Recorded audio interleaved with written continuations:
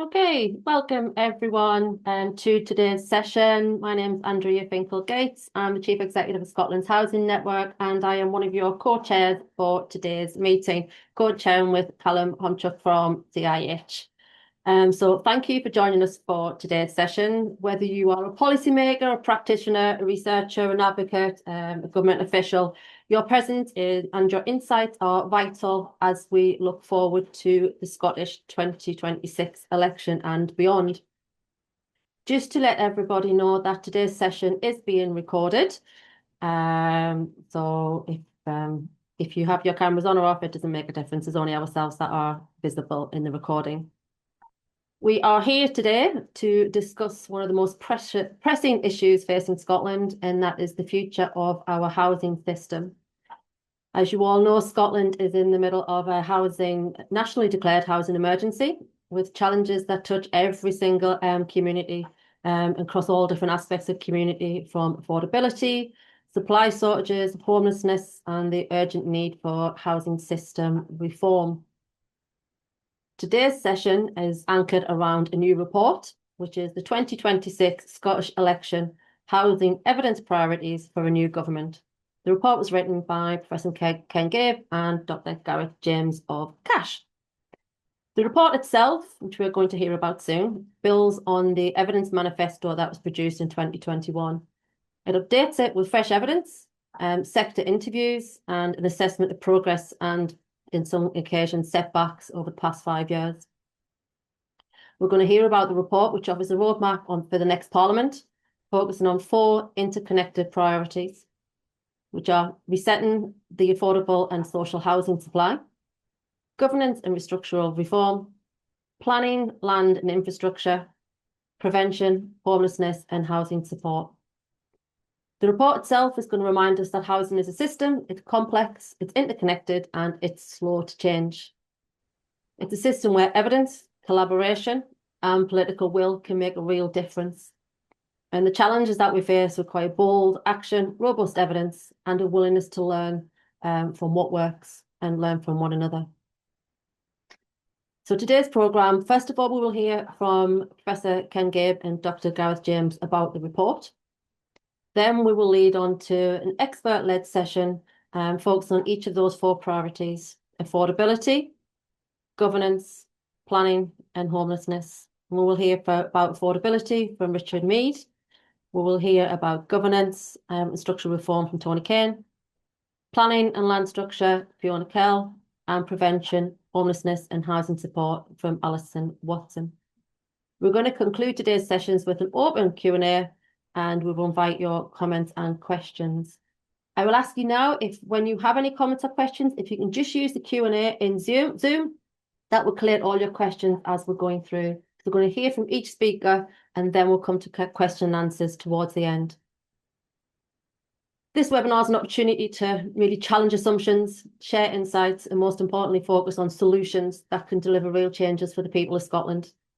So thank you for being here, and thank you in advance for your participation in the questions. So I am delighted to hand over to our first speakers, Cain Gibb and Gareth James, who will introduce the report. So welcome, Cain and Gareth.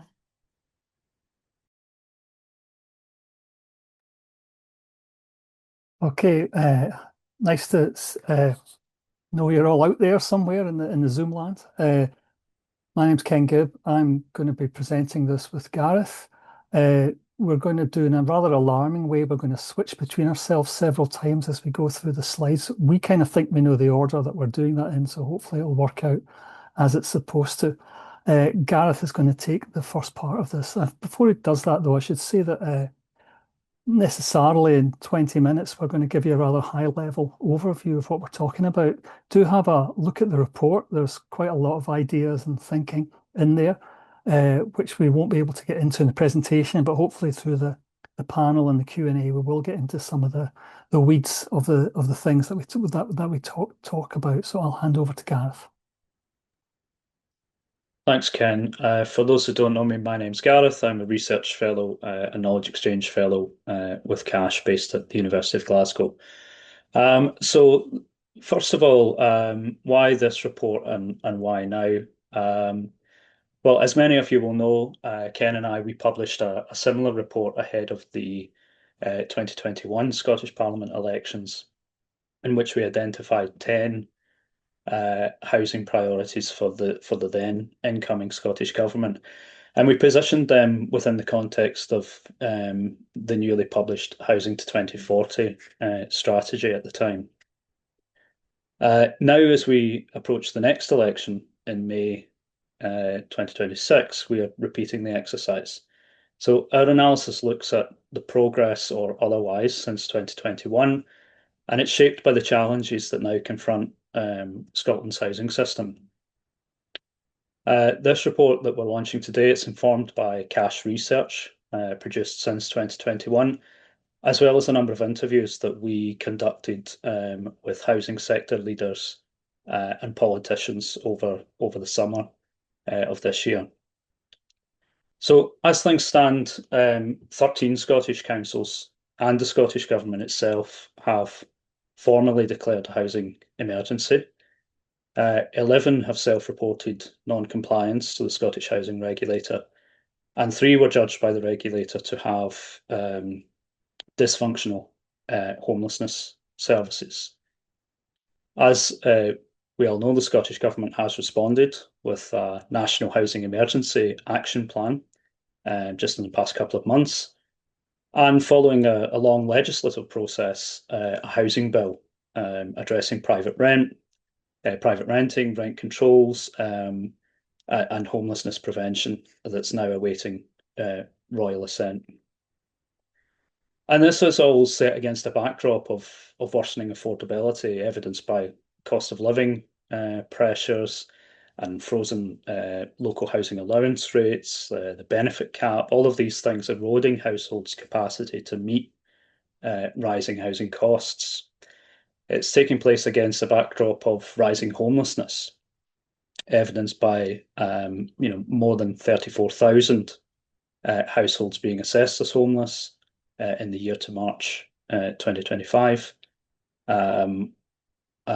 and temporary accommodation reaching a record level of 17,000 households, including 10,000 children, and the average case durations continuing to lengthen as well.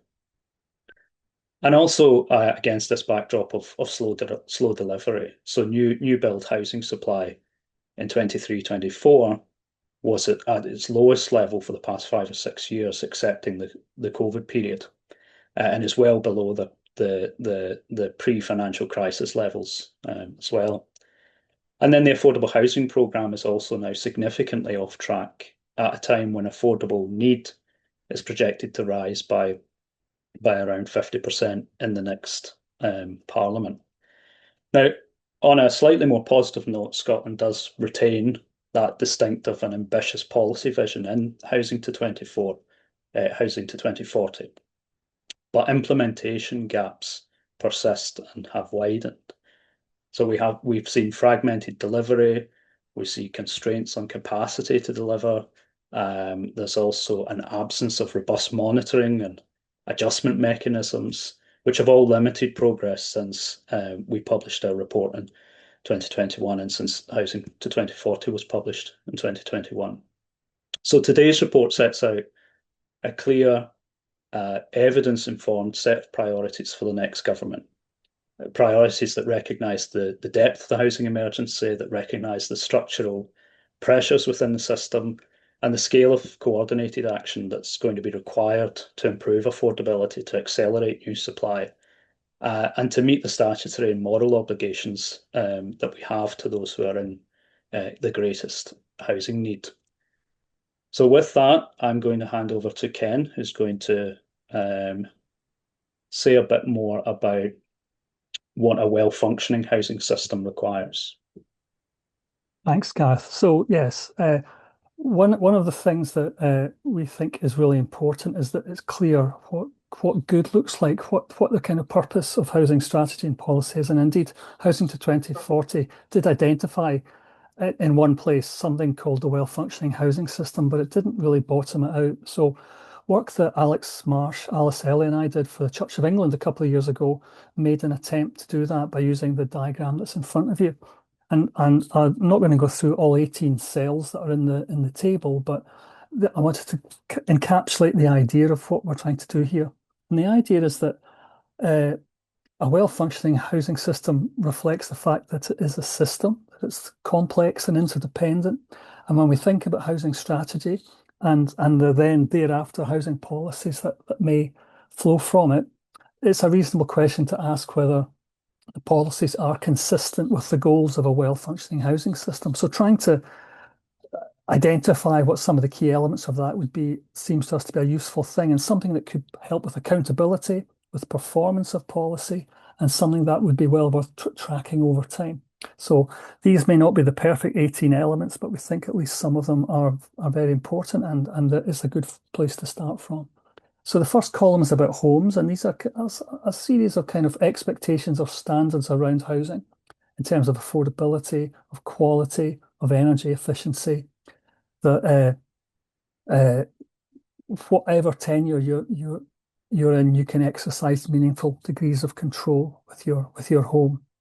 The second column is about the housing market, and it's about some expectations there. For instance, that there's a thriving high-quality private rented sector which balances security and affordability with decent rates of return, with an assumption about quality there.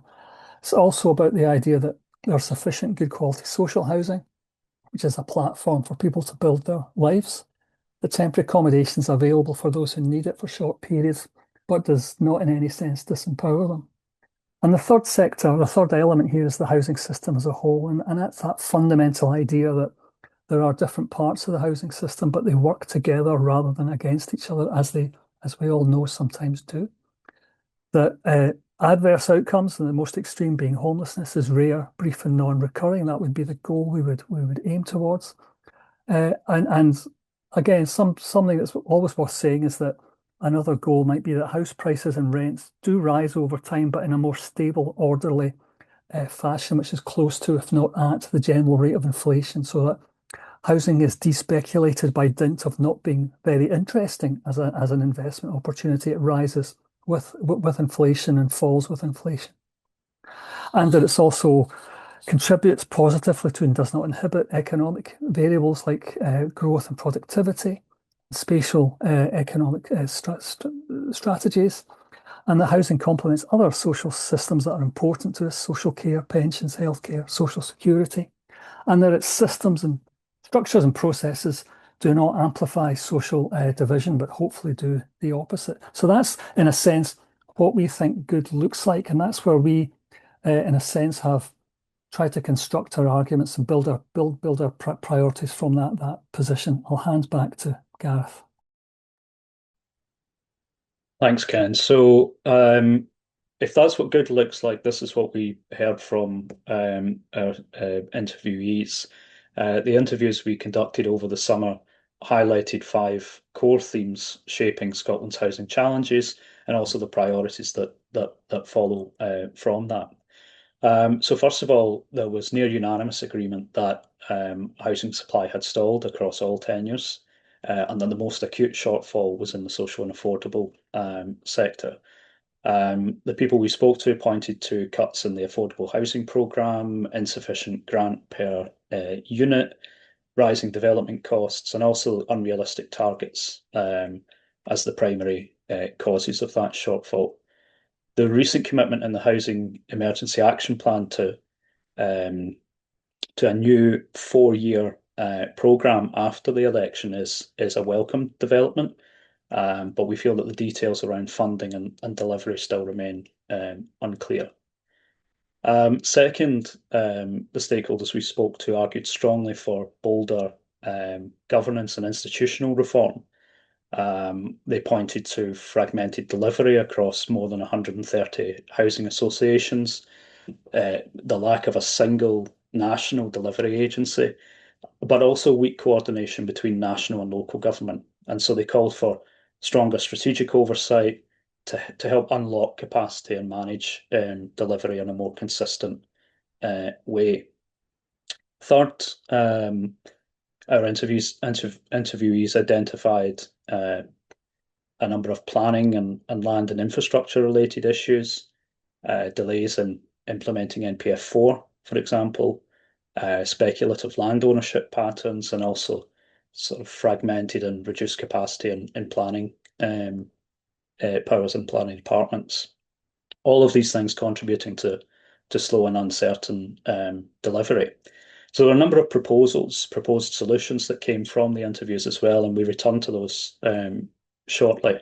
But these included things like re-establishing some form of national housing agency, but also pursuing enabling reforms to land markets and to planning powers and permissions. Fourth, and in the context of the national housing emergency, homelessness was clearly an overriding concern.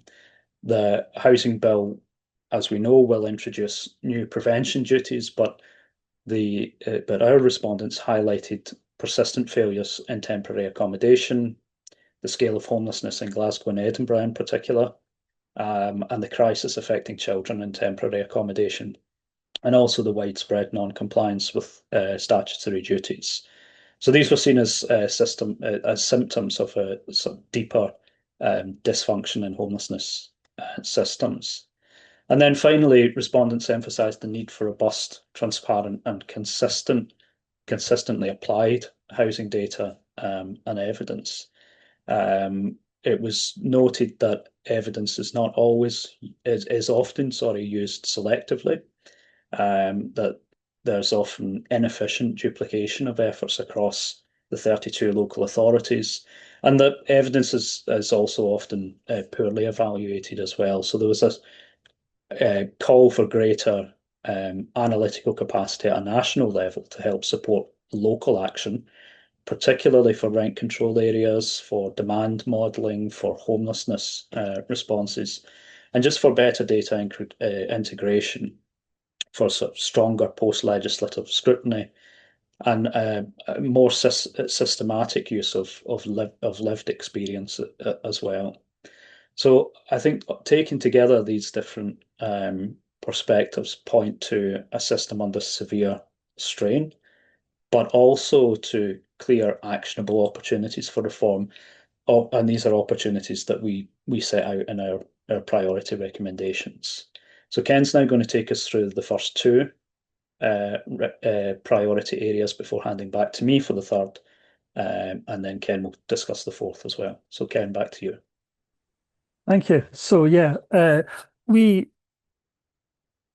are clear that the Affordable Housing Supply Programme is a really critical part of the housing programme in Scotland as a whole. If we go back to our last document in 2021, there was even though we were in the middle of COVID, there was a degree of confidence that the Scottish system, which had generated essentially the amount of supply it said it would construct in relation to affordable needs, would continue.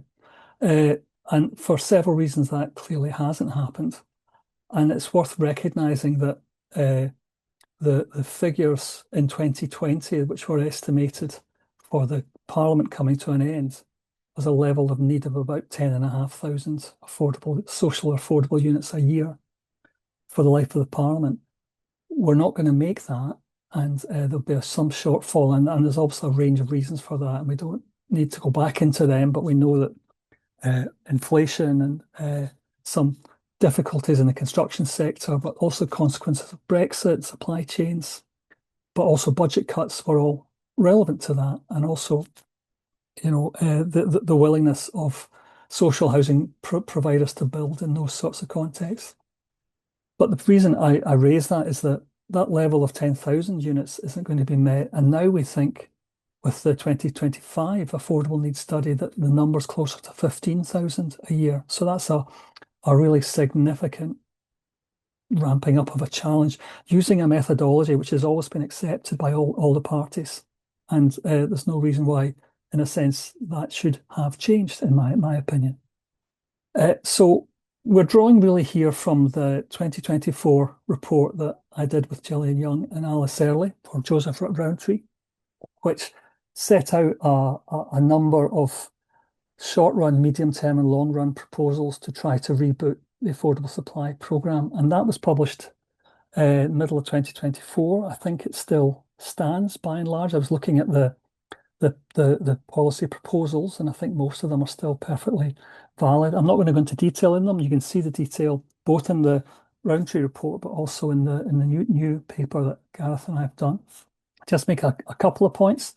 It made a case for reprofiling spend away from mid-market rent at the margin towards social rented housing. I think that's still valid, and it's not inconsistent with supporting mid-market rent and affordable rents in certain places, in certain contexts, but also recognizing that in some of those contexts, it's possible to use debt financing instruments and other non-grant ways of providing mid-market rent.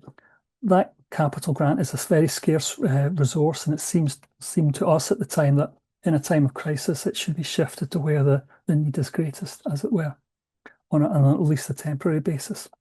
The medium-term responses are about a number of things, but in particular, they are a concern with the way that the Affordable Housing Supply Programme system works, and in particular, things like the need to localise the Honda system, to reform the SHIP system, for those of you who are familiar with these acronyms, but in particular, to improve the way that resources are allocated across space, to upgrade the formula that's used to allocate resources, and also to at least raise the possibility of reforming the way Glasgow and Edinburgh receive their funds, which seems fairly archaic in a lot of ways. It's based on decisions made a long time ago now. That's not saying anything's wrong with TMDF as a process of Glasgow and Edinburgh having the control of that function. It's the resource they get, which just seems oddly out of touch with the current environment. And in the longer term, we basically talk about a lot of land policy reform, and I think Gareth's going to talk about that under his heading shortly. So this still remains incredibly important given this burgeoning growth in affordable needs, and the fact that social housing is such a critical part of the longer term homelessness pathways out of temporary accommodation. So it remains for us a very important issue. The second priority, if you can move on, Gareth. I tried to do that myself and I remembered that you had control of the slides. So the second priority is a bit woollier and broader, but hopefully it makes sense. We've stressed throughout, and I think we've stressed in our earlier paper that Horizon to 2040 needs a credible delivery framework. And we think at the heart of that is a need to do two things. One is to empower local government and allow it to take more control over things. And we've focused a lot on the reforming of council tax and LBTT in that context. Well, LBTT is a national tax as an important way to both improve local government finance, but to have a more efficient and fairer set of tax as well. And we also think it's important to find mechanisms to build long-term cross-party alignment to avoid the need for new governments changing everything, resetting everything, and basically undermining that principle of a long-term approach on a consistent basis. I won't say any more about that. I'll pass back to Gareth. Okay, so the third priority is around planning, land and infrastructure. Now, as our colleagues in RTPI have consistently noted, years of budget cuts have left planning departments significantly under-resourced, and as a recent RTPI survey showed, 2/3 of public sector planners report lacking the capacity to meet demand. Now, so the work that we've done recently for the Land Commission also highlights these issues and shows that this shortage or this lack of capacity slows planning decisions, it delays new local development plans, and is undermining the rollout of NPF4, the National Planning Framework. So without immediate investment in staffing and modernising planning systems, Scotland will continue to fall behind on housing and infrastructure ambitions. So our first priority in this, under this theme for the next government is to strengthen NPF4 implementation. I think NPF4, like Housing to 2040, sets out a really ambitious vision, but again, more than 2 years after its adoption, delivery lags behind. Many local plans predate NPF4, are now out of date, and this leaves a lot of uncertainty about how to interpret key policies, and planning teams are, again, as I said, lacking that capacity to update plans at the pace that's required.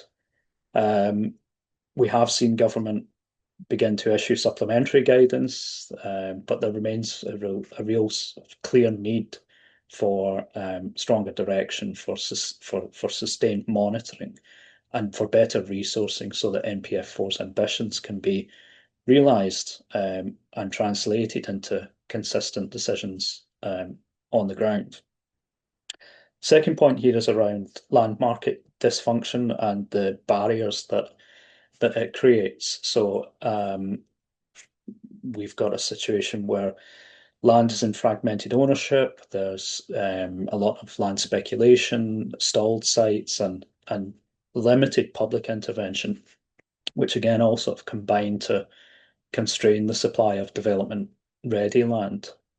In our interviews, both for the report we're launching today, but also for our work for the Land Commission, the stakeholders we spoke to strongly supported a public interest-led development model, and many were calling for some form of national housing land agency, which would assemble land, master plan sites, service them with infrastructure, and then release these shovel-ready plots to private developers or community developers. And such an agency is something that this is not a new idea. This is a model that we've adopted in the past. It's similar to that we've used in the past. It's similar to the model used by Homes England, for example, and it's been recommended by the Land Reform Review Group and by others over the past 10 or more years. Such an agency would or could capture part of the land value uplift to reinvest in affordable housing, but we feel that the concept still remains ill-defined at this point, and further work is required to clarify it, the remit, the spatial scale, the funding model that such an agency might adopt. So Cash will take this work forward in 2026 in a new report for Shelter Scotland, and we hope to share more on that in the new year. Alongside this, local authorities need stronger land assembly tools, so streamlined compulsory purchase orders. We would like to see the introduction of compulsory sales orders to help unlock stalled or derelict sites without requiring councils to finance land acquisition. And again, the interviews we spoke to also highlighted potential tax reforms to discourage long-term speculative land holding and accelerate development. And then lastly, on infrastructure, even where planning and land are in place, delivery can often be blocked by infrastructure delays. So some of the most successful recent developments, both in the rural context for this work that we did, but also in urban areas, they have adopted an infrastructure first approach with early funding for roads, utilities, public services, often coming from sources like the Housing Infrastructure Fund. Now, NPF4 endorses this principle, but again, delivery remains uneven. So the next government should consider a coordinated infrastructure first investment programme for housing, whether that involves expanding housing infrastructure funds or aligning capital budgets across transport, utilities, public services. These are options, working as well as working more closely with agencies such as Scottish Water to ensure that there is that capacity there in growth areas. Ken, back to you for priority 4. Yeah, we're getting some signals to move along, so I shall try to do that. Yeah, I want to say a couple of things really about prevention, homelessness and housing support. Firstly, about housing support, we've been doing a lot of work in housing support in the last 3 years or so, and it's clear that this is a fragile, complex system that does a lot of good in a lot of different places, but its delivery and funding is rather fragile and I think misunderstood, and we would certainly want to see the good value, the great value for money it delivers being much better represented in government and taken forward in a much more strategic way.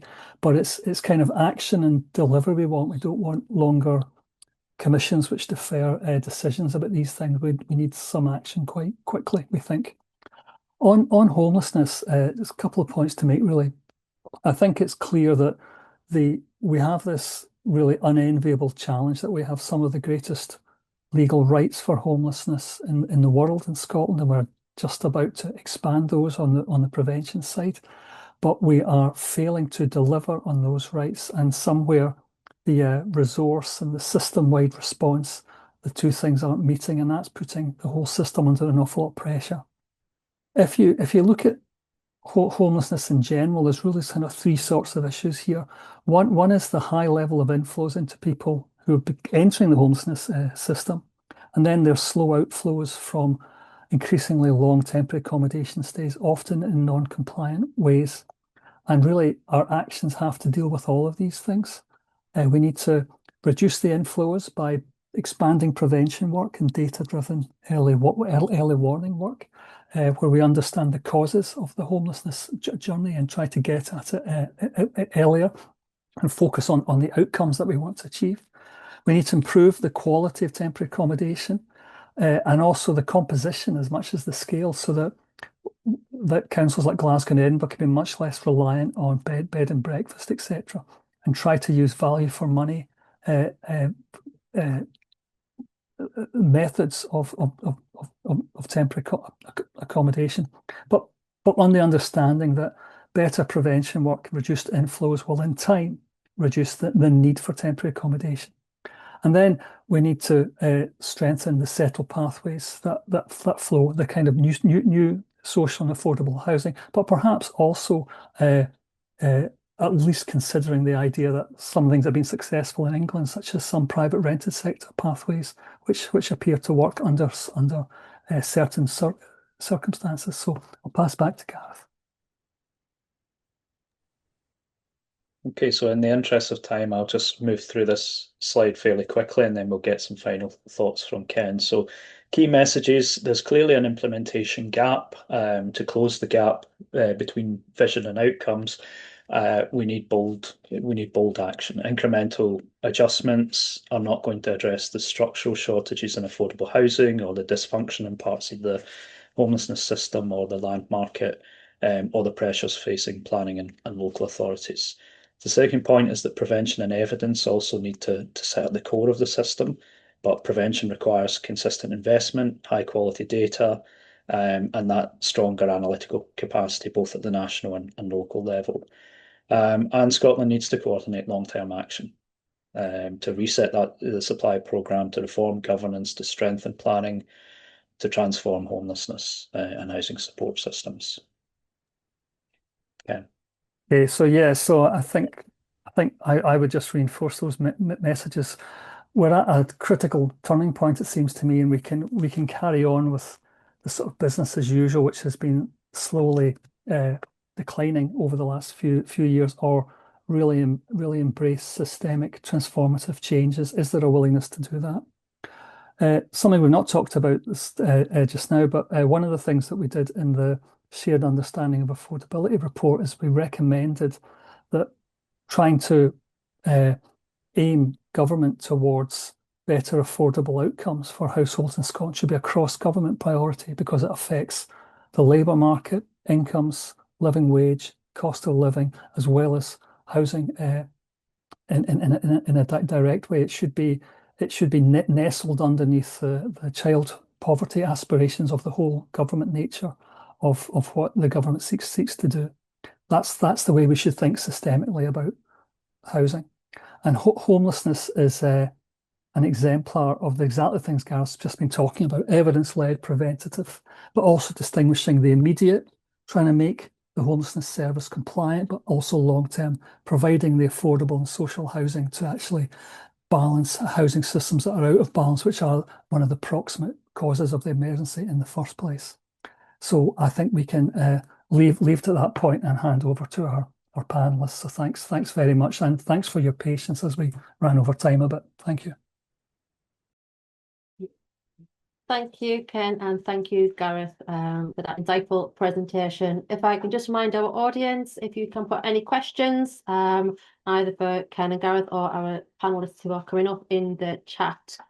Without further ado, I'm going to go straight into our panelist discussions. And first up, we have Richard Meade from SFHA, who is going to talk to us about resetting affordability and social supply. I was just about to ask you to turn your camera on, Richard, but you've already done that. So over to you. Thank you.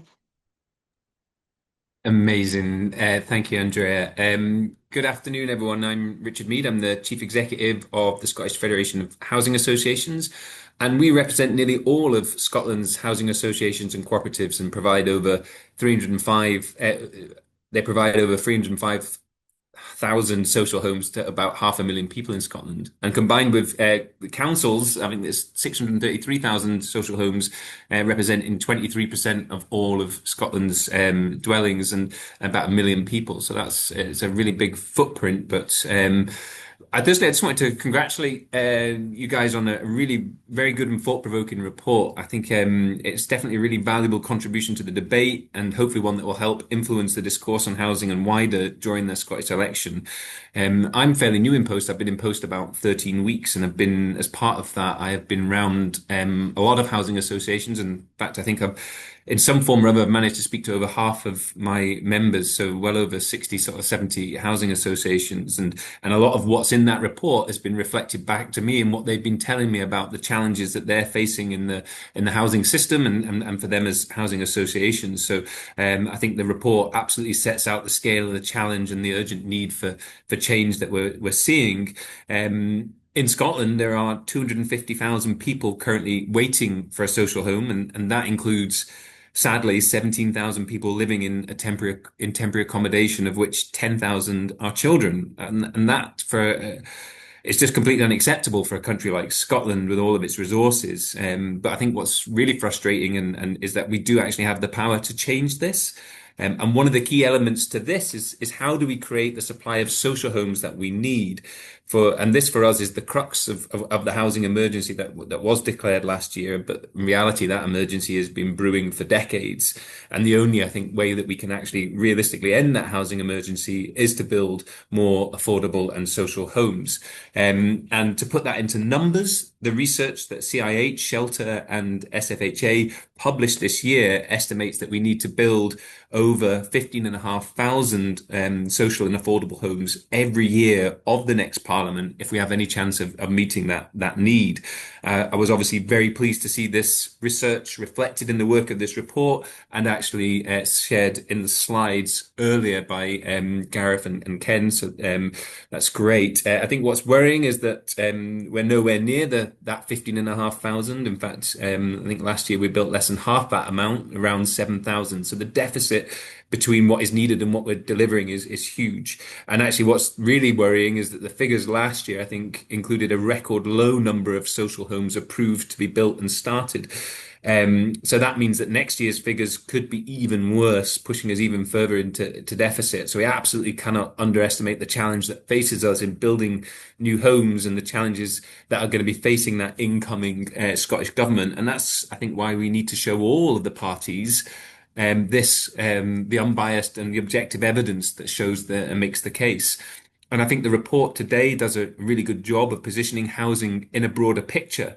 It's certainly something, as I've been seeing and talking a lot in my sort of brief time as chief exec at SFHA, is that bigger picture stuff and where housing fits in it. And again, the report, I think, makes a really good sort of positioning around the strong prevention case that housing makes and the social return and the potential savings that can bring through investment in housing, as well as the economic benefit and its intrinsic link to other systems, especially health, education and communities. And I think if we're to get some real political capital in this election, particularly when we see that the headline asks are usually around housing, cost of living, but nobody really qualifies what they mean by that, and also a growing number of polls talk about migration.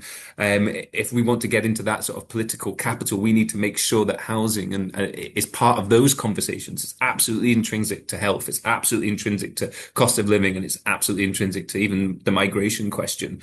And what we do know, and this helps with that narrative, is that there is, certainly in social homes, it makes a huge difference. We know from evidence that 20,000 children in Scotland are kept out of poverty simply through living in a social home. And obviously, as we deliver more social homes, we can lift more children out of poverty and give them the life chances that every child deserves. And social housing is social justice. And while that figure is about affordability of social housing and of course living in a social home, it's much more than that roof over your head. And I think the role that housing associations play is critical. Housing associations are charities, not for profit, committed to social good, delivering safe, warm, affordable homes for their tenants and supporting people to live well and building communities in which everyone thrives. As much as the importance of social housing goes beyond the bricks and mortar of building, in that it is a home, it's a platform from which people and families can thrive. Housing associations themselves go much further than delivering a house. They support people in communities, and that can include income maximization work, social security and well-being support, homelessness prevention, employability. Incredible impact that makes a significant difference. They're not about people, not about profit, but people. And I think that helps make the case for investing in social homes and affordable homes and building the amount we need, because it's not just those numbers, it's the impact that it has. And I think that's about the core purpose of housing associations, is to provide an affordable home. But also there is that question about doing that without putting that pressure on social rent, because that's the only source of income, is the rents that they get from their tenants. And all of that income that they do get does go into improving homes where they can and delivering much needed and more. But that does create limited financial headroom for development and investment in existing stock. So we need to see government funding and support, public subsidy, and significant amounts of it is the only way that this is going to work, and the only way we're going to address that affordability, affordable homes question and social homes is by significant public investment. And again, how housing associations having to meet more and more costs, all while keeping rents affordable, is really challenging. And one other example is the idea of net zero and the cost of delivering or achieving some of the standards that relate to net zero or might relate to net zero. And we see the social the new proposed housing for net zero for social homes could be up to 9 billion according to the regulator. So there's huge challenges and demands put on housing associations, which are in a way challenging some of that development opportunities. And again, there is a sort of there needs to be considerable public subsidy to do that. And I think again, the report, I think, sets out some really useful areas where we need to see change in relation to some of that. And again, not least when it comes to land. If housing associations are not in a position to build, many of our members struggle with knowing what land is available and who it's owned by. We've also seen significant, as the report highlights, issues around resources in planning. And again, when we took at the financial aspect of things and that public subsidy, we've seen massive fluctuations in annual budgets, and that just all creates uncertainty in the sector, and that is a huge challenge. And what we do need to see is that financial consistency and multi-year certainty that we've certainly been calling for. And I think actually the case of reforming the affordable housing supply program is, as this report suggests, is absolutely worth considering. The government, we mentioned HEAP earlier, Housing Emergency Action Plan, and it talks about, or it committed to 4.9 billion over 4 years. I mean, that is welcome, but we have seen so little detail on what that 4.9 billion breaks down to, that actually, and for more I've been hearing, is I don't know if it will bring us much more than what we currently get, but there's at least some certainty that it's multi-year. So that, again, I don't know how much will move the dial in terms of creating that confidence that the sector needs. And beyond that, we need support with developers and construction and more responsive and well-resourced planning system, clear and consistent standards and expectations, so that housing associations and others know what's going to be expected of them in the short term and the long term. And that clearly allows for better planning and for knowing what needs to be done. And only by doing that sort of system-wide change, which is critical, will we get that confidence in the sector to be actual to deliver those sort of 15,500 plus affordable homes every year of the next Parliament. And we know it matters because actually we know, again, from a political perspective, if the next Scottish Government has any hopes of achieving any of its ambitions, whether that's in closing health inequities or fixing the health and social care system, reducing poverty and child poverty, improving educational outcomes, growing the economy, then it absolutely has to address social housing, as none of those other ambitions can be achieved without it. There's absolutely no way you can end child poverty in this country while we have 10,000 kids living in temporary accommodation. I know I'm probably preaching to the converted here, but we need to build more social homes and at pace, because a safe, warm, affordable home is that foundation on which everything else is built. So resetting affordable and social supply. Am I running out of time? We've run out of time. I'm almost done, I promise. I mean, I was really just going to finish by saying I think we're at a critical juncture, and this election is vital. And I think if that next Scottish Parliament, it just cannot fail housing, and especially social housing, because if it does, then actually it will fail the people of Scotland. And I'll hand it back to you. Thank you very much, Richard, and powerful words to end your time on the housing and failing the people of Scotland. So for our next panelist, I am going to introduce Tony Cain from ALACHO, Association of Local Housing, Chief Local Housing Authority Officers, can't speak. Tony, you've got your camera on, so over to you. You've got your 8 minutes. Thank you very much. I'm going to start by saying I think that Ken and Gareth have been gentle in their assessment of the current situation and the things that need to be done going forward. Very gentle in many ways. I have been coming to the view for some time that we don't understand how we have ended up in the position that we are in, because we're seeing the world through the same eyes we were looking at it 30 years ago, and the same data sets that we were using 30 years ago, and doing the same things that we were doing 30 years ago, and tending to focus on headlines and outputs instead of outcomes.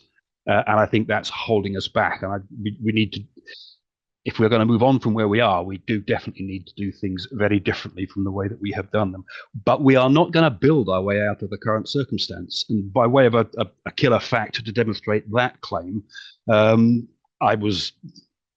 Edinburgh City Council received 3,700 homeless applications last year, of which 3,400 were considered to be homeless.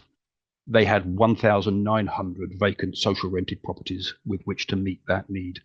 There is no prospect of Edinburgh City Council moving on from where it is on the basis of building homes in anything like a reasonable timescale. But we need to think about things differently. And it's the same when we look at my point about focusing on headlines rather than outcomes. I saw quite recently a quite correct headline that said that the Affordable Housing Supply Programme had delivered 100,000 social rented homes since 2007. And that's absolutely true. The actual scale of the social housing stock in Scotland over that period rose by 30,000. That means around about 2,400 additional social housing lets each year, which takes me on to, and we've lost more than that since the pre-pandemic period in terms of overall turnover in the social housing system, which takes me on to a point about understanding housing supply. It is almost universally a conversation about construction, not about opportunities for people to move house. And because we've failed to understand what real supply looks like, we don't actually understand what's going on in the housing system. So the number of social housing lets available each year has declined, and we haven't accounted for that in the way we do our business. North Lanarkshire Council demolished 350 houses last week in a single blowdown, most impressive. But in general terms, we don't account for the impact of demolitions and the loss of stock and stock obsolescence in the way in which we plan for new provision. It's a huge gap. These gaps in the way we look at the world are holding us back. And even when you then look at, well, we've no idea what turnover really looks like in the private rented sector, but it looks as if it is slowing down. But if you look at the world of owner occupation, RETIS in one of their more recent reports tells us that house sales in owner occupation have more or less returned to where they were in 2019, around 100,000 a year. But if you go and look at the stats on additional dwelling supplement, LBTT ADS, what you learn is that around 20,000 of those sales were to people who already own a home, not opportunities for owners, people to enter owner occupation. So I'm back to the point about a more sophisticated understanding about what's actually going on in the housing system, and a proper understanding of supply would make a huge difference to where we think we need to go to address our challenges, because at the minute we're just not looking at the right things. So we have an affordable housing supply program, which is run, broadly speaking, in the way it was 30 years ago, and it is failing. Let's be clear about that. It is failing. We don't have an outturn report for last year.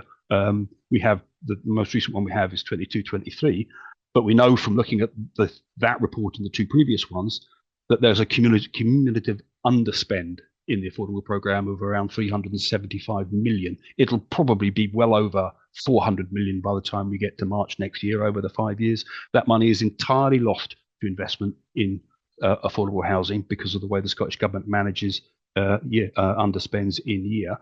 And that's entirely unacceptable. It suggests that there isn't a real commitment to investing rather than subsidising new social housing, and we need to address that. And I think the point that's made in the report about devolving control over the affordable supply program more fully down to local authorities and empowering local authorities is a really, really important one, and it is the way to go. We need to look at structural change in the way the affordable supply program is run, and we need, in doing that, to focus on empowering local authorities to take more control, to manage it as a rolling program across years without losing money at the end of each year if it's unspent. I understand that delivering a program that you want to deliver 5, 10 or 15,000 homes, probably across an average development size of 25 or 30, is that 200-300 schemes in there?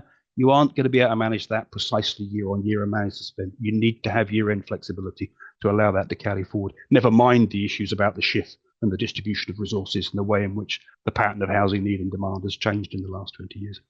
I think there's also a critical point that's hinted at in the document about joining up within the Scottish Government. There are, in my feeling is that the silos in the Scottish Government have deepened in recent years, and it is more difficult to get conversations across those silos. I spend quite a lot of time talking about coming home and learning disabilities and housing needs are coming out of that programme.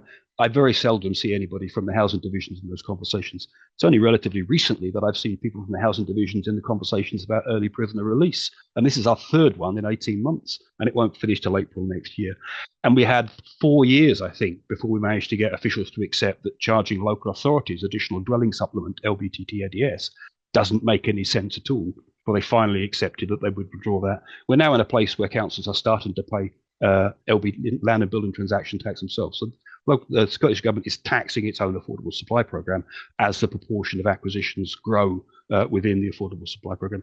Really difficult to get a joined up conversation about that. And I would say the same about, we will see a business impact assessment, I guess, on minimum energy efficiency standards for the private rented sector. And we'll see an entirely separate one on OAV's law for the private rented sector. And I would be interested to see the extent to which those two impact assessments actually join up and start to understand what the cumulative impacts of those two changes are likely to be on investment in the private rented sector. So I've picked on a couple of issues there around the way in which business is done at the moment. And I'm going to finish with 2 or 3 suggestions as to what we might want to do next in the immediate term that will make a difference to the way things work. And my first one would be put 4% on ADS, because investors are buying up 20% of the stock in the owner-occupied sector, and the evidence is they are competing directly at the £145,000 and below part of the market and excluding first-time buyers actively. So taking out half of those investment purchases would boost first-time buyer activity by about 30%. That could make a huge difference to the way in which turnover in the sector operates. My second suggestion would be remove the right of private landlords to evict tenants when they want to sell their home, sell a house and disinvest, and remove the right of lenders to evict tenants when a landlord defaults on a mortgage. These are growing as a grounds for eviction. They are a direct transfer of risk from investors seeking profits onto the public sector, and they put money ahead of the human right to adequate housing. I didn't understand why they were in the Act in the first place. I said so at the time, and I still don't understand why people are allowing that to continue. Both of those should be removed at short notice. It's that kind of immediate action that will give us a platform to change the way we do things, but it does need to be immediate. And we are not solving this problem, and the current emergency action plan isn't going to get us out of this situation. Thank you. Thank you very much for that, Tony, and for summarising your suggestions towards the end there. And we are going to have a third panel speaker now, and I would like to welcome Fionna Kell from Homes for Scotland. Fionna, over to yourself. I'm not sure why Tony's camera's off, but I can still see Tony's name on my screen. And you're a little dot at the moment, so hopefully once you start speaking, that will sort itself out. I'm definitely here, so hopefully you can see me and hear me. Thank you very much, and thanks for the opportunity to meet with you this afternoon. And for those who don't know who we are, we're Homes for Scotland. We represent the home builders in Scotland, and our members together build over 90% of all homes that are built in Scotland across all tenures. And I think what's been really fascinating so far is that almost everything that's come from the cash report, from the things that Richard and Tony before me have said, it chimes very strongly with a lot of what our members are saying as well. We launched our own manifesto back in September, and a lot of the asks that are in there, are really clearly reflective of the discussion today. I mean, I think from our point of view, and I've been asked to speak specifically about kind of land planning and infrastructure issues. I guess what we really want to say is about the interconnectedness of all of this. So it's issues around land and land supply and planning infrastructure. It doesn't matter what tenure of home you're building. If you can't get access to the land, if you can't get planning permission for it, and if infrastructure is not available, then the home doesn't get built regardless of tenure. So I think that's something that we need to think about in terms of addressing short, medium, and long term. Now, as Tony said, we can't necessarily assume that we're going to build our way out of our current housing emergency. But what we do know is that we certainly aren't going to be helping prevent our future housing emergency if we're not building enough homes today to help prevent us sort of further impounding the situation that we're in already. In terms of priorities for a new government, what we would really like to see is day one of the new government, in the same way that day one of the new Westminster government last year, I think it was day one or day two, the Deputy Prime Minister stood up and said, housing is at the heart of what we need to be doing as a country. And that's what we need to be hearing from a new Scottish government, regardless of what political makeup that government is. We need them to be standing up and saying, actually, building more is what we need to be doing for both the social and economic prosperity of Scotland. And that's a message that I think with the introduction of our new Cabinet Secretary a few months ago, we've been hearing a little bit more about the emphasis that the government is putting on housing, but I just don't think it's strong enough. We know there's a climate emergency. We know there's a nature emergency. We know there's a housing emergency. We previously had a COVID emergency, and I just don't see that the housing emergency currently is getting that emergency focus that's really needed. Things need to be done differently. Things can be done differently if the political will is there to do them. We've seen that. What we haven't seen is that political will translate into really strong enough and definitive actions across planning, land, and infrastructure. Touched on in NPF4 previously. Gareth has mentioned the introduction of the new NPF4, and we're 2 years on from it now. We are just not seeing that NPF4 is fundamentally addressing the need to be building more homes across Scotland's communities. There have been, for example, there's a letter from the Cabinet Secretary to local authorities with regards to how we prioritise SMEs and how do we get our SME home builders building. But that letter was very guidance-based. And I think if we're really serious about tackling this, we need more directive communications from government. We need very clear messaging. This is, as a country, this is what we need to be doing. And as local authorities or communities or, whatever level of delegation we're sitting at, we need to be tackling this.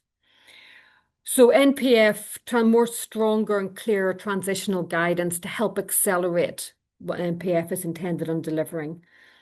Increased resourcing, we've already touched on that. I think it was Richard or maybe Gareth said about the investment that we know is needed in our local authorities. We're asking more and more of our local authority planners, and we're just not resourcing that sufficiently. Again, we're not going to see our way out of this current situation unless we're investing in it.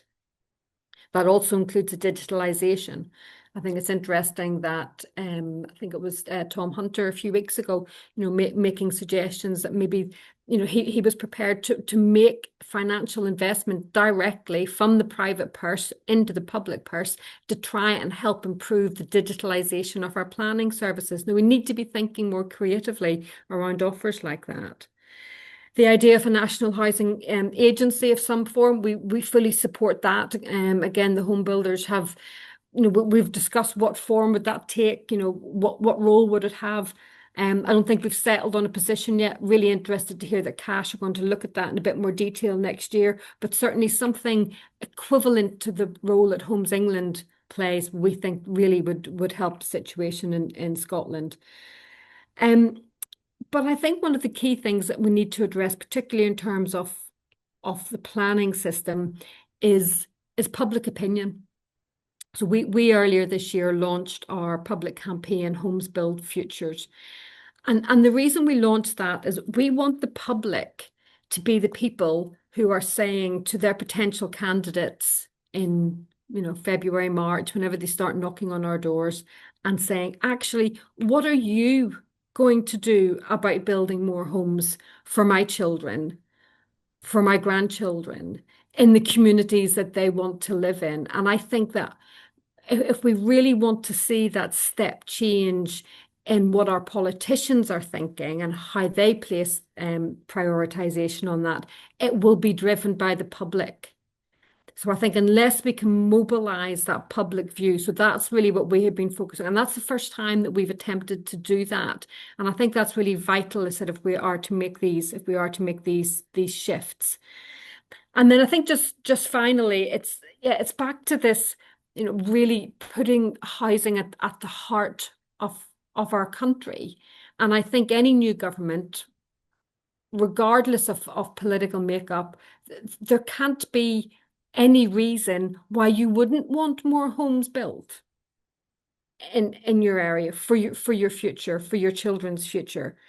If someone comes along and says they're going to build a new hospital in your area, we don't hear people complaining about that. Someone comes along and says they want to build new homes in an area, and very often there's a very negative public perception on that. Why is that? So I think genuinely, if we are going to shift the dial on this as we go into a new government, let's place that emphasis on educating the public as a whole as to the benefits that more housing could be bringing for us. Thank you. Thank you. Thank you, Fiona. Spot on time. Thank you very much for that insight. And I'm going to now quickly pass over to our final speaker of the panel, and that is Alison Watson from Shelter. Alison, over to you. Thanks very much, Andrea. I'm super conscious that I'm the last speaker, so I stand before the opportunity to ask questions, so I will try and crunch down what I was going to say. Great to get the opportunity. Thanks, Cain and Gareth and all of the team at Cash. Fantastic piece of work. I think what's become increasingly clear as the housing emergency deepens is that the issues we face are fundamentally systemic. The housing system has been designed to be this way. This is a result of intentionally short-term political choices leading to a system that simply doesn't work. And I think there's a number of different factors about that design that are captured so well in the piece of work that we're talking about today, which is great to see. Now, I've been asked to speak specifically to the chapter on prevention, homelessness and housing support, and I'm delighted to do that. And I have to say, when I read that chapter, in many senses, I was nodding along with everything that was there and finding myself doing the same, listening to the speakers today. I think one of the key reflections for me is that Prevention in recent years has become very much focused on the housing bill and the specifics around the prevention duty, the Ask and Act provisions. And I'm not here to debate the merits or otherwise of the prevention duty. It is now law. It's going to go through, it's gone through Parliament. It's now the job of government to implement that as effectively as possible. But I think the challenge is that the conversation about prevention is becoming limited to the prevention duty. And I think we're missing the opportunity to talk about prevention in its wider sense.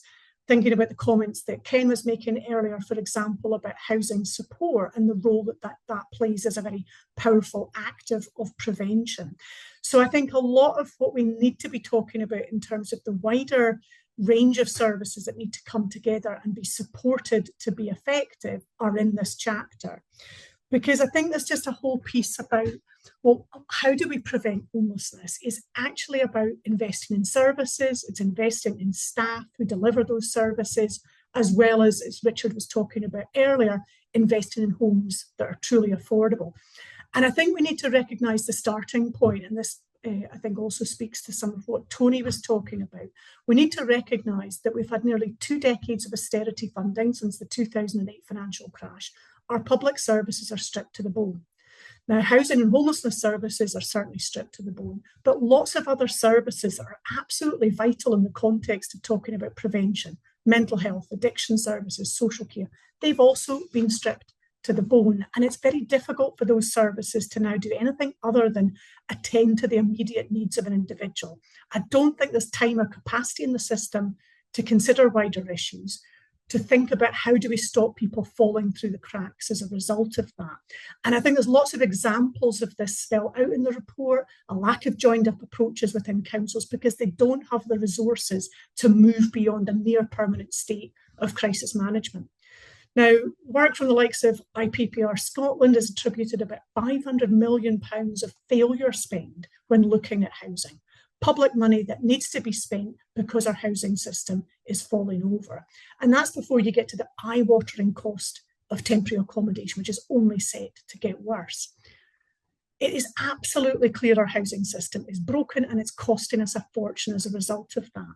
So I absolutely agree we need to invest in prevention and to stop homelessness from happening in the first place. That means investing in local services, providing that person-centred support and investing in the social homes that we need. Now, Richard spoke earlier about the research the Shelter Scotland Federation and CIH Scotland have conducted, and it's mentioned in the report as well. We need 15,693 new affordable homes each year for the next 5 years of the Parliament. That's what we need to do to give people that security in which they build stable lives. That's the kind of outcome focus that I think Tony was referring to as well. And also, new supply, absolutely vital. It's not the only game in town. As the chapter makes clear, housing rights are absolutely vital. And I was delighted to see the report start from a position of not contemplating any rollback of rights. And yes, I think it's really important that the report also highlights that in far too many cases, people's lifeline housing rights are not being consistently enforced. We've got tons of people in temporary accommodation which fails to meet legally defined standards, as well as lots and lots of people every single day not getting access to the temporary accommodation that they're legally entitled to. As Tony said, housing is a human right. We need to protect these rights, not dilute them. They do protect all of us. And that's why Shelter Scotland's calling for all parties to commit to that ahead of the election. I think in terms of context, we need to recognise we're living in dangerous times. We're living in a time of jeopardy. Regrettably, we are seeing calls for rights to be rolled back for people based on their immigration status. The housing emergency is being weaponised to target those with the least power in our society. And I just don't think that's the kind of country that we want to be. So we need to move urgently towards delivery. We nullify the argument that the problems that we face are anything other than political choices by making sure that everyone has a safe, secure home. That is about investment. It's about investment in local authorities so they can consistently deliver on housing rights, and that they need a supply of homes to make the right to a home a consistent reality. To do all of that, I think we need urgent coordinated action.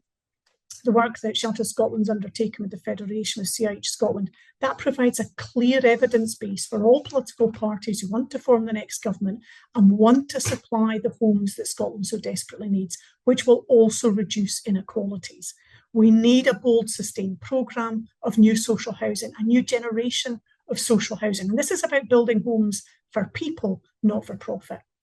And I would finish on this. I think if we fail to take radical action now, delivering the homes that we need at scale and at pace, we will see homelessness continue to rise. Families will continue to be denied the security they need. Children will grow up without the stability that enables them to thrive. And I think, really interested to hear the questions that we get into about how do we get these joined up ideas as spoken about in this report? How do we get the will to deliver on that? And I look forward to that part of the conversation. Thanks, Andrea. Thank you very much for that, Alison. Again, superb timing on that. As we move into the question and answer session, I would like to invite Callum, my co-chair, and all of our panelists and speakers to turn on their cameras and join us back in the virtual room as it is. Thank you very much. I am going to go to the question and answers that are noted in Zoom at the moment. Please, if you haven't already asked any and you want to, please do so. We have a little time for questions. You should all be able to see the question and answers on your screen if you go to the Q&A button in the middle of the Zoom on your screen at the moment.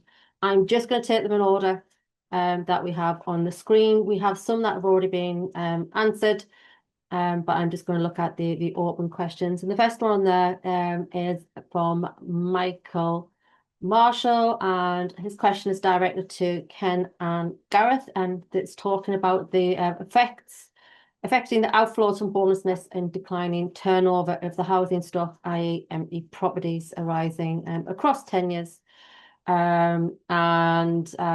Michael is asking if we want to encourage some level of turnover, how can it be done? Ken and Gareth, this one was for you. Okay, I don't know what Gareth would like to say. I'd make a couple of points, I think. One is, it certainly is the case that in a lot of social housing sector now that turnover is a lot less, vacancy rates are a lot lower, and that's clearly a significant challenge when the need for those vacancies is growing so quickly. And there's two kind of ways to think about that. One is to throw one's hands up and say, oh well, we ought to dilute the rights of people to live in those homes, and which was some of the debates we saw under the UK coalition government up to the 2016 Act in England and Wales. Sorry, England. And I think nobody in the room really wants to support that sort of thing at this point, given the precarity of the housing system. The other way of thinking about it is one of the interesting things that the City of Edinburgh has done, of course, which is to suspend its allocation system as a council, which has meant that every vacancy they can basically apply to their homeless clients in different ways. Now, that's always been described as a temporary move. It's something that obviously stores up problems because it makes internal moves all the more difficult or impossible in the system, and that can only be sustained for so long. And I think there are pressures in Edinburgh about that already. But I know that's a dramatic intervention in facing real problems. But the fact is that people really want to be in social housing, and once they're in there, they are maybe trading things off in different ways, so they're not as willing to move as they might have been in a different housing market and economic context in the past. So it's a very real problem, and actually I think it's one of the reasons of which there are several, and I think Tony alluded to this as well, that there's at least a case for looking at the private rented sector as a long-term homelessness pathway in a different way, in the way that it has quite successfully in places in England been done. I think that's at least worth considering, perhaps through another different forms of long-term leasing. I think there is a downside to that, which is you obviously you've got to think about the quality of the provision of management, but leasing through a third party might help that. But I think there's a downside, which is that you may be taking more and more property out of the private rented sector, the normal private rented sector, and that may put actual rental pressure in the market, which would be kind of counterproductive. So it's not easy, but I think it's one of the big stock problems we've got in the system. It's a reminder that it's not all about flow; it's about the stock of the existing housing stock. So that's how I would respond. Thanks, Ken. And Tony, you had something you wanted to add to the question as well, or to the response as well. Yeah, to make a data point, I think it's a really important question because it speaks to the fact that people are moving less often, and folk moving less often is having a substantial effect on the housing system and on our economy because people spend a lot of money when they move house. So if you lose turnover, you lose expenditure and activity in the economy. Part of the answer isn't to force social housing tenants who under-occupy out of their homes. We don't force owners out of their homes, and they chronically under-occupy at an astonishing rate. So the issue is actually to understand why turnover has declined in the social rented sector and why it varies so dramatically from as low as 4% in East Lothian or West Lothian. Average tenancy asking 25 years, that's almost certainly not healthy. And as high as 8 or 9% in Aberdeen. I'm making no comment about any of that. These are the facts. These are what the numbers show us. Why does it vary so dramatically? And I would ask you a similar question about the rate of homeless presentation. That varies by a factor of 4 between East Renfrewshire and Inverclyde at the low end of rates of presentation to Glasgow and West Dunbarton at the high end, 3 or 4 per 10,000 up to 12 or 14 per 10,000 households. We don't understand these variations. We don't look at these variations. Our data isn't good enough to understand these variations. So before we come up with policy solutions, perhaps we should work out what the issue is. Thanks, Tony. Tony, whilst you've got the mic, I'm going to come to question 3 in the list, even though I did say I was going to go in order. Because question number 3 in the list is relating to local authorities. So John Boyle is asking about our current system for setting housing targets, of the HDNA, etc. Allows for lower tenure targets for some LAs than is currently being achieved. How can they reach the target levels as 26,000 per annum? But the CUB has set over 3 years. LA's meeting these delivery targets. I mean, there's a whole load of issues in and around the meaning of targets and what difference they make. I was always of the view that it hardly matters if you think you need 5,632 homes in your area or 2,321. If you can only build 120, you better just make sure you build the right 120. And that is where most local authorities are. And it's the same with the output from the spec build sector, for want of a way of putting it. They build as many as they can sell, and at the moment they can't sell as many as they would like, and that's something to do with the state of the economy. So I think there are probably more fundamental things to unpick in there about what drives the ability of households to buy houses and the propensity of private builders to build, particularly in our rural areas where the big guys, the volume builders, aren't particularly interested or aren't particularly active, and it's a real struggle to get anything out of the ground. I should also say, if you look at, people have heard me say this before, Highland Council produced a report quite recently which showed that between 5 and 20%, depending on which area you're looking at, but 5% across Highland of the homes that were built in the last 5 years are now in the short-term let sector. So something is happening in the new supply side, the same as it's happening elsewhere, which is meaning that new supply isn't delivering the impact you would want it to deliver. And I think there are different ways of looking at housing needs. So Homes for Scotland produced, I thought, a really interesting report which suggested that the levels of actual housing need in Scotland were much, much higher than those that are being demonstrated through the HNDA. We produced a piece of work 2 or 3 years ago looking at housing rights failures, which came up with broadly similar figures to the Homes for Scotland numbers as well. So I think there are issues in the way in which we choose to try and understand housing need or housing demand. And we, back to my point about levels of turnover, we need to spend some time thinking about what it is we don't know and the questions that we're not asking that will give us better answers. Thanks, Tony. Sarah, I can see Gareth is responding to your question directly around places where the 18 factors identified in the good housing system being present. So I will leave Gareth to type that answer, and I will move down to Gillian's question there and open it up to anyone in the panel who would like to answer. So Gillian Campbell, could bundling of sites, such as in the side of the South East Regional Development Alliance, help address the issues of the Scottish National Investment Bank investment projects over 1 million? And should this kind of bundling approach be mainstreamed across the country? anyone on the panel have got a view on that. Can I come in just on that, Andrea? Yeah, just say we certainly have been in discussions with SNIB quite actively over the course of the last few months, and we understand that they have a number of products that they're working on behind the scenes with their various investment committees, that they'll be launching to the market hopefully some stage early next year. And we've been working with them very specifically around the small scale home builders, and I think that's really important for those smaller sites. And Tony touched on the importance of the rural communities. So I think SNIB are giving a lot of consideration to the potential for that. We published some research yesterday that was undertaken by DIFLI, in conjunction with Salmon Scotland and NFU, looking at a range of issues affecting people in rural communities. And I think it's interesting that 45% of those, and there's about 2,000 people surveyed across Scotland, said that the availability of housing was a key trigger for them leaving rural communities, and 51% of them said that economic growth in their community was limited as a result of housing availability. So I think if we're serious about tackling issues in rural across rural Scotland, then we really do need to be looking at housing as a priority, both from a social and an economic perspective. Thanks, Fiona. And I think, Tony, you want to add something to this as well? Well, two things off the back of, because Fiona's quite right, but I think there's something in there about how we understand the rural economy, because at the moment it's basically seen as a bit of a theme park, and the North Coast 500 and tourism and short-term lets being the most important bit, but they're not the most important parts of the rural economy, and housing ought to be a significant part of that. So we're not treating our rural communities with any of the respect and dignity, and even focusing on the things that we need to do to grow those economies.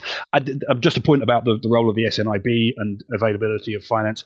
The availability of finance is not an issue in the social housing sector. The housing associations and councils can borrow as much as they need to develop in the areas where they can develop. The issue is the scale of grant that's available to support them within reasonable rents. And we have an affordability problem in the sector. And I know that there's a desire not to engage in the question, but Cain Gibb produced an excellent report earlier on this year, which set out the scale of that challenge. And at some point, we need to start thinking about the rents that are being charged in social housing, because they are simply too high and they are driving poverty. And just to pick up on Richard's earlier point about child poverty in social housing, yes, it is the case that social housing is better and our rents reduce child poverty. But if you look at the Joseph Roundtree's comments from 10 years ago, 8 years ago, and their comments this year on child poverty, 8 years ago, they said that lower social housing rents were a major factor in reducing levels of child poverty in Scotland. This year, they said rents, including social rents, are now driving child poverty in Scotland. Affordability is a key question, and it's a key question for the social housing sector, as it is for the private rented sector, and indeed the owner-occupied sector. Thank you very much for that, Tony. We are quickly approaching the end of today's session, so we're not going to get through all the questions. So I'm hoping our colleagues from CASH will be able to combine them all together and put some response out collectively from the panel members. Callum, I am going to hand over to yourself to closing remarks. We've obviously got your time cut from 10 to 5 minutes. But over to you if you've got any closing remarks, or if you want to bring any of the questions into your closing remarks as well. No, I'll try and do some general reflections. I suppose I'll start off by thanking everybody on behalf of CASH, the kind of speakers and the contributors, for the contribution. I think the paper today and discussion today is, I suppose, the latest in the series of discussions we're having. And we always have this before an election, don't we? If there's pre-election period, a real detailed discussion and thought around the kind of system, the advice, insight, how do we challenge the next government? But I think, Ken, you talked about, actually, despite the last time we doing this was in COVID, this actually probably feels darker and it feels harder, which is an absolute indictment probably of the last 4.5 years. And I think that's what we're all, the housing emergency is a symptom of the failures and decisions that we have and haven't made over that period. We've kind of saw the housing emergency coming, haven't we? And now I think we probably agree, we had a welcome announcement from the Cabinet Secretary in September. A publication of a housing emergency action plan was called for by everybody on my screen, and I'm sure everybody in the chat as well.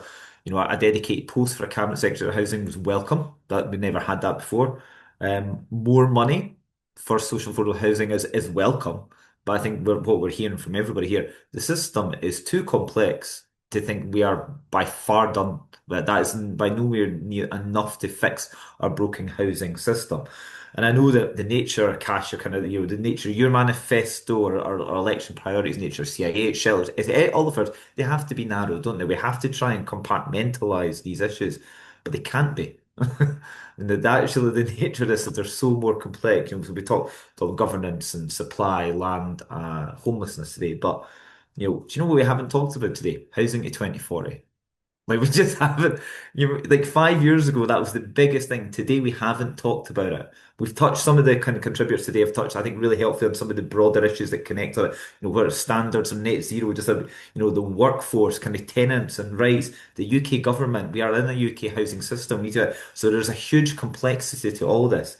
And that is the challenge for all of us. That's the challenge as we approach that. How do we ensure we are communicating the complexity of this in a way that is still manageable and we respond to systems? So I suppose trying to knit all this together, I think that we need to be better as a sector in engaging with officials. I think that at the heart of it, we need to ensure that officials at government level, at local authority level, within RSLs develop, we're all having these conversations with them, not just us as probably the representative body bit, because we're probably all quite good at speaking to ourselves, but actually some of the other people making decisions. I think we absolutely need to improve the governance way we work, not just within the structure of housing in Scotland, but the governance within Scottish Government. For some of us will sit on different boards and commissions and committees, but are they driving any change? That's I suppose the question we all have to think about ourselves. Are the things we're talking about today, are they being reflected in actual decisions, whether it's legislation, policy? I think we've had a good conversation today about evidence and data. I think, Tony, you talked about, we're so wedded to kind of historical structures and data sets and we're not updating it given the context.